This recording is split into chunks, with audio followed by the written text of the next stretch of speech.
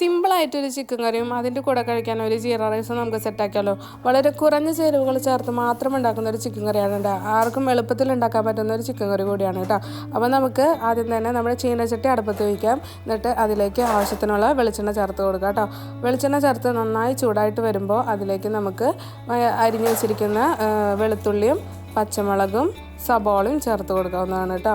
അത് നന്നായി മൂത്ത് വരുമ്പോൾ അതിലേക്ക് നമുക്ക് ആവശ്യത്തിന് വേണ്ടിയിട്ടുള്ള ഉപ്പ് ചേർക്കാം.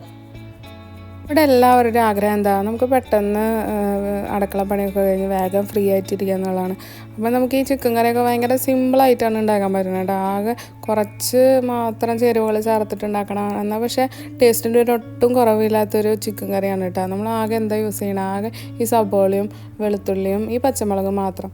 ഭയങ്കര ക്വിക്കായിട്ട് നമ്മുടെ ബാച്ചിലേഴ്സിനൊക്കെ ഉണ്ടാക്കാൻ പറ്റിയൊരു ഐറ്റമാണ്. അപ്പോൾ ഈ ഒരു ടൈമിൽ നമുക്ക് കുറച്ച് കറിവേപ്പില കൂടി ചേർക്കാം കേട്ടോ. അപ്പോൾ ഇതിലേക്കൊരു പ്രത്യേക രുചിയും ഒക്കെ കിട്ടണമെങ്കിൽ നമുക്ക് ഈ സമയത്ത് തന്നെ ചേർത്ത് കൊടുക്കുന്നതായിരിക്കും നല്ലത്.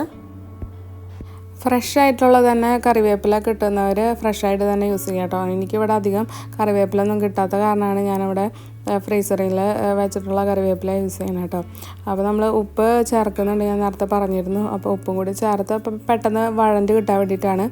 അപ്പോൾ നമ്മളെല്ലാവർക്കും എന്താ പറയുക, ഇപ്പോൾ രാത്രിയൊക്കെ നമുക്ക് പെട്ടെന്നൊരു ചിക്കൻ കറിയും ജീര റൈസും അങ്ങനെയൊക്കെ ഉണ്ടാക്കണമെങ്കിൽ ഒക്കെ ഉണ്ടാക്കാൻ പറ്റിയൊരു നല്ല അടിപൊളി റെസിപ്പിയാണിത് കേട്ടോ. അപ്പോൾ ബാച്ചിലേഴ്സിനായാലും ഉണ്ടാക്കാം, എല്ലാവർക്കും ഉണ്ടാക്കാം കേട്ടോ.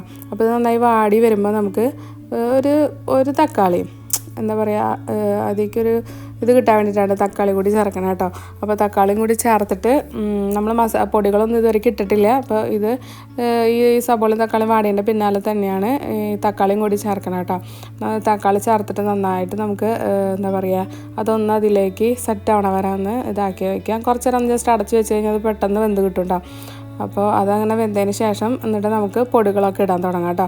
നമ്മൾ ഫസ്റ്റ് തന്നെ പൊടി ഇടുന്നത് നമ്മൾ മഞ്ഞൾപ്പൊടിയാണ് ഇടുന്നത് കേട്ടോ. ഒരു 1/4 ടീസ്പൂൺ അല്ലെങ്കിൽ ഒരു 1/2 ടീസ്പൂണിൻ്റെ അടുത്തിട്ട് നമുക്ക് മഞ്ഞൾപ്പൊടി ഇടാം.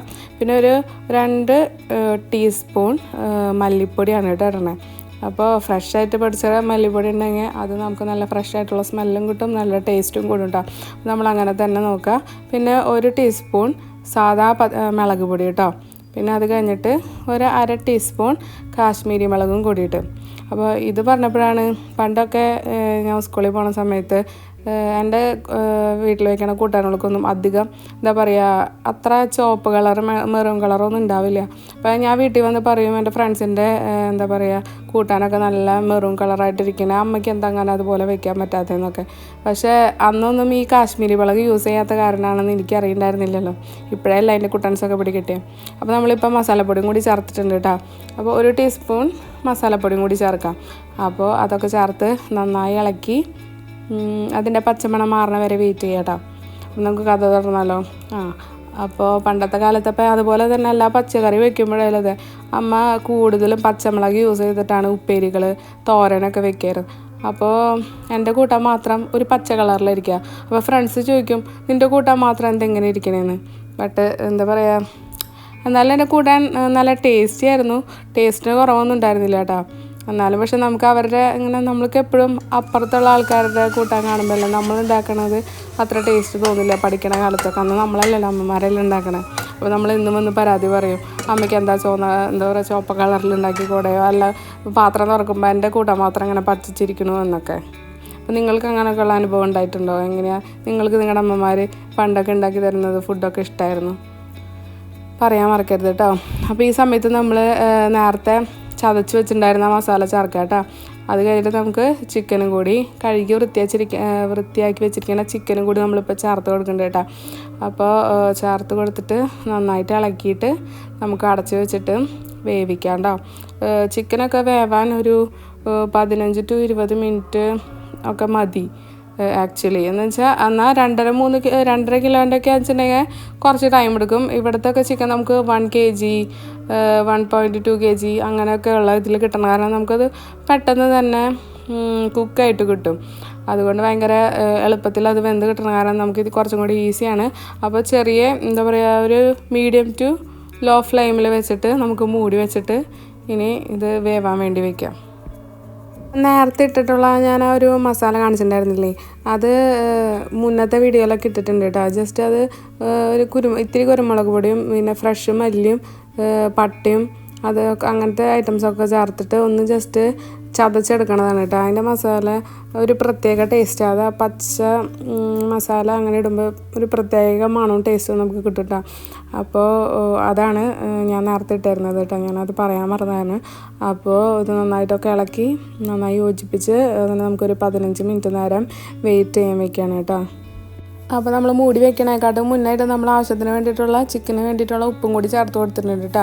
അപ്പോൾ നമ്മൾ മൂടി വെച്ചതിന് ശേഷം ഇടയ്ക്ക് ഒന്ന് ജസ്റ്റ് തുറന്നിട്ട് ഒന്ന് ഇളക്കി കൊടുക്കണം. എന്താണെന്ന് വെച്ചാൽ നമ്മൾ വെള്ളമൊന്നും ചേർത്ത് കൊടുത്തിട്ടില്ല ഇതിലേക്ക്. അപ്പോൾ നമ്മൾ ഇടയ്ക്കൊന്ന് ജസ്റ്റ് തുറന്ന് വെള്ളമൊക്കെ ഇറങ്ങുന്നുണ്ടോ അടിയിൽ പിടിക്കണുണ്ടോ എന്നൊക്കെ എന്തായാലും ജസ്റ്റ് ഒരു 5 മിനിറ്റ് കൂടുമ്പോൾ ഒന്ന് ചെക്ക് ചെയ്ത് കഴിഞ്ഞാൽ ബെറ്ററാണ്. അപ്പോൾ നല്ല ഈ സമയത്ത് തന്നെ അത്യാവശ്യം നല്ല സ്മെല്ലൊക്കെ വന്നു തുടങ്ങും കേട്ടോ. പിന്നെ നല്ല ഇളം ചിക്കൻ ആയതുകൊണ്ട് നമുക്ക് എന്താ പറയുക പെട്ടെന്ന് വെന്ത് കിട്ടുകയും ചെയ്യും. അപ്പോൾ അതൊരു നല്ലൊരു കാര്യമായിട്ട് എനിക്ക് തോന്നിയിരിക്കണേ. നമ്മൾ വെള്ളം കുറവാണെന്ന് കണ്ട കാരണം ഞാൻ കെറ്റിലിൽ ഇത്തിരി വെള്ളം ചൂടാക്കിയിട്ട് ഇതിലേക്ക് ചേർക്കണുണ്ട് കേട്ടോ. അപ്പോൾ നമ്മളെപ്പോഴും ഏത് കറിയിലായാലും നമ്മൾ വെള്ളം ചേർക്കുമ്പോൾ ഒരിക്കലും പച്ചവെള്ളം ചേർക്കാൻ പാടില്ല.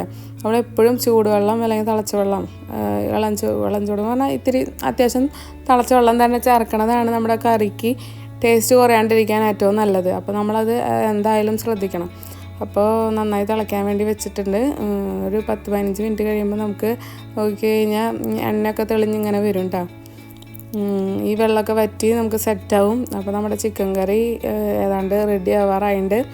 അപ്പോൾ നമുക്ക് ഇതിൻ്റെ പിന്നാലെ തന്നെ നമുക്ക് നമ്മുടെ ജീര റൈസിൻ്റെ പണിയും കൂടി സ്റ്റാർട്ട് ചെയ്യാം കേട്ടോ. അപ്പോൾ ഇങ്ങനെ ഇത്ര സിമ്പിളായിട്ട് ചിക്കൻ കറിയൊക്കെ വെക്കാൻ പറ്റും. ജസ്റ്റ് നമുക്ക് പറയില്ലേ ഇത് അരിയാനും പിടിക്കാനൊന്നും നമുക്ക് ടൈമൊന്നും പോവില്ല. ജസ്റ്റ് 2 സബോള അല്ലെങ്കിൽ ഒരു സബോള വേഗം അരിയുക, പിന്നെ 1-2 വെളുത്തുള്ളി വെച്ചാൽ ഇവിടുത്തെ ഇത്തിരി വെളുത്തുള്ളി വലുതായ കാരണം നമുക്ക് അത്രയൊക്കെ മതി. അപ്പോൾ അതൊക്കെ വെച്ചിട്ട് നമുക്ക് വേഗം സെറ്റാക്കി എടുക്കാൻ പറ്റും കേട്ടോ.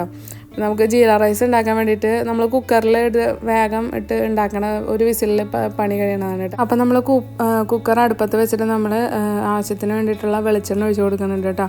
ഇതിലേക്ക് ശരിക്കും നമുക്ക് എപ്പോഴായാലും ഇങ്ങനത്തെ ബിരിയാണി അല്ലെങ്കിൽ നെയ്ച്ചോറ് അല്ലെങ്കിൽ എന്താ പറയുക ജീര റൈസ് അങ്ങനത്തെ ബിരിയാണി അങ്ങനത്തെ ഐറ്റംസ് ഉണ്ടാക്കുമ്പോൾ നമ്മൾ വെളിച്ചെണ്ണയും ഓയിലും കൂടി മിക്സ് ചെയ്ത് കഴിഞ്ഞാൽ ഒരു പ്രത്യേക ടേസ്റ്റാണ് കേട്ടോ. ഒരു ഓയിൽ തന്നെയോ അല്ലെങ്കിൽ നെയ്യ് തന്നെയോ അങ്ങനത്തെ ഒന്നും യൂസ് ചെയ്യാണ്ട് 2 ഇതും കൂടി മിക്സ് ചെയ്തൊരു പ്രത്യേക ടേസ്റ്റ് കേട്ടോ. അതിലേക്ക് നമ്മുടെ ഓൾ സ്പൈസസ് ഇട്ട് കൊടുക്കുക. എന്താ പറയുക ഗ്രാമ്പൂ, ഏലക്ക, പട്ട, പിന്നെ ബേ ലീവ്സ്, കുറച്ച് കുരുമുളക്, വലിയ ജീരകം, ചെറിയ ജീരകം, ഇതൊക്കെ എന്താ പറയുക കുറച്ച് എടുത്തിട്ട് നമുക്ക് അതിലിട്ട് കൊടുക്കാം. അതൊക്കെ ഒന്ന് പൊട്ടി വരുമ്പോൾ നമുക്ക് അതിലേക്ക് അരി ചേർത്ത് കൊടുക്കാം കേട്ടോ. അരി ചേർത്തിട്ട് നമുക്ക് നന്നായിട്ടൊന്ന് ഇളക്കി കൊടുക്കാം.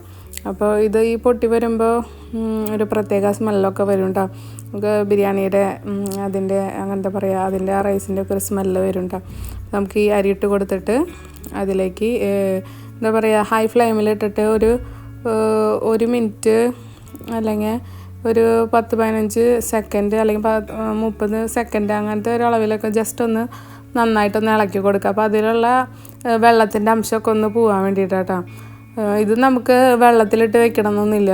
ഇപ്പോൾ 1 ഗ്ലാസ് അരിക്ക് 2 ഗ്ലാസ് വെള്ളം എന്ന അളവിൽ നമുക്ക് കുക്കറിലിട്ട് വെക്കും. ഇപ്പോൾ പെട്ടെന്ന് ഉണ്ടാക്കുന്ന സ്ഥിതിക്ക് നമുക്കൊരു അരമണിക്കൂർ മുന്നേ വെള്ളത്തിലിട്ട് വെക്കേണ്ട ആവശ്യമൊന്നുമില്ല. അപ്പം അങ്ങനെ വെള്ളത്തിലിട്ട് വെക്കുന്നുണ്ടെങ്കിൽ നമുക്ക് 1 ഗ്ലാസ് അരിക്ക് ഒരു 1.25 ഗ്ലാസ് വെള്ളം അല്ലെങ്കിൽ 1.5 ഗ്ലാസ് വെള്ളം അങ്ങനത്തെ അളവിലൊക്കെ നമുക്ക് വെള്ളം ചേർത്ത് കൊടുത്തിട്ട് കുക്കറിൽ വേവിക്കാം കേട്ടോ. അപ്പോൾ ഇതിലേക്ക് നമുക്ക് ആവശ്യത്തിന് വെള്ളം ചേർത്ത് കൊടുക്കുന്നുണ്ട് കേട്ടോ. ജസ്റ്റ് ഇളക്കി സെറ്റാക്കി കഴിഞ്ഞ് കഴിഞ്ഞാൽ നമ്മൾ ചൂടുവെള്ളം തന്നെ ചേർത്ത് കൊടുക്കണം. ഈ അരിയിലായാലും പച്ചവെള്ളം ഒരിക്കലും ചേർത്ത് കൊടുക്കരുത്, ചൂടുവെള്ളം തന്നെ ചേർത്ത് കൊടുക്കുക. ഞാനിവിടെ 1 ഗ്ലാസ് അരിക്ക് 2 ഗ്ലാസ് വെള്ളം ആണ് എൻ്റെ കറക്റ്റ് കണക്ക്. അതാകുമ്പോൾ ഞാൻ വെള്ളത്തിലിട്ട് വെക്കൊന്നുമില്ല. അരി നമുക്ക് കറക്റ്റ് പാകത്തിന് നമ്മൾ അടിപൊളിയായിട്ട് വെന്ത് കിട്ടും. അപ്പോൾ ഇതിലേക്ക് നമ്മളിനി ആവശ്യത്തിന് വേണ്ടിയിട്ടുള്ള ഉപ്പും പിന്നെ നെയ്യ് ചേർക്കണമെങ്കിൽ നെയ്യ് ചേർക്കാം. പിന്നെ നമുക്ക് നാരങ്ങ നീര് ഒഴിക്കണമെങ്കിൽ ഈ സമയത്ത് നാരങ്ങ നീരും ഒക്കെ ഒഴിച്ച് കൊടുക്കാം കേട്ടോ. എന്നിട്ട് ഉപ്പൊക്കെ നമുക്ക് ടേസ്റ്റ് നോക്കിക്കോളാം. എപ്പോഴും നമ്മൾ ഈ ബിരിയാണി റൈസ്, നെയ്ച്ചോറ്, ഇങ്ങനത്തെ ഈ ജീര റൈസ് ഇതൊക്കെ ഉണ്ടാക്കുമ്പോൾ നമ്മൾ ഉപ്പ് ഇത്തിരി കൂടുതൽ നിൽക്കണം. ഉപ്പ് ഇത്തിരി കുറച്ച് കൂടി നിന്നാലാണ് അത് വെന്ത് കഴിഞ്ഞ് വരുമ്പോൾ അത് കറക്റ്റ് പാകത്തിന് ഉണ്ടാവുള്ളൂ. അപ്പോൾ ഉപ്പ് നമ്മളെപ്പോഴും ശ്രദ്ധിക്കേണ്ട ഒരു സംഗതി തന്നെയാണ് കേട്ടോ. ഇപ്പോൾ ബിരിയാണി ആയാലും അതിൻ്റെയൊക്കെ ഉപ്പ് കറക്റ്റ് വന്നാൽ തന്നെയാണ് ആ ബിരിയാണിയുടെ ടേസ്റ്റും എല്ലാം കൂടുക. എന്താ പറയുക ഉപ്പ് കറക്റ്റ് വന്നാൽ തന്നെ അതിൻ്റെ മണവും എന്താ പറയുക മണം കേട്ട് കഴിഞ്ഞാൽ നമുക്കതിലെങ്ങനെ അറിയാം ഉപ്പ് എത്ര ഉണ്ട് എന്നൊക്കെ അറിയാം. അപ്പോൾ ഉപ്പ് ഇട്ട് കഴിഞ്ഞാൽ തന്നെ അതിൻ്റെ മണം ഒക്കെ കൂടി വരും, നല്ല ടേസ്റ്റിൽ വരും.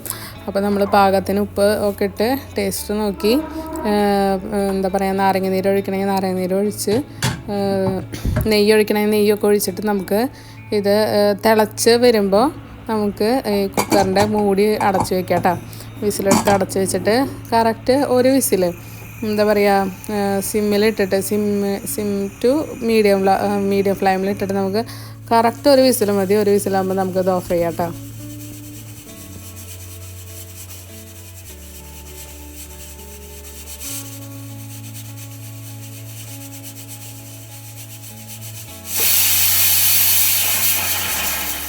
അപ്പോൾ നമ്മുടെ ഒരു വിസിൽ വന്നിട്ടുണ്ട് കേട്ടോ. അപ്പോൾ അത് ഓഫ് ചെയ്ത് വെച്ച് അതിൻ്റെ ഫുൾ വിസിലിൻ്റെ എയർ പോണ വരെ നമ്മളത് തുറക്കാൻ അതൊന്നും ചെയ്യാൻ പാടില്ല. അതിൻ്റെ ഫുൾ എന്താ പറയുക എയർ പോയി കഴിഞ്ഞതിന് ശേഷം നമുക്കത് ജസ്റ്റ് തുറക്കാം കേട്ടോ. തുറന്നിട്ട് നമുക്കത് ഇളക്കി നോക്കുമ്പോൾ കേട്ടോ കറക്റ്റ് വെന്ത് നല്ല പാകത്തിനായിട്ടിരിക്കണം. നമുക്ക് അതൊക്കെ ഒന്ന് മിക്സ് ചെയ്ത് കൊടുക്കുക. ജീരകത്തിൻ്റെ ഇതും എല്ലാം അതിലൊന്ന് മിക്സ് ചെയ്ത് കൊടുക്കാം. ഇതിൻ്റെ കൂടെ ലാസ്റ്റ് നമുക്കിതിൽ മല്ലിയിലും കൂടി ചേർത്ത് കഴിഞ്ഞാൽ അടിപൊളിയാണ് കേട്ടോ.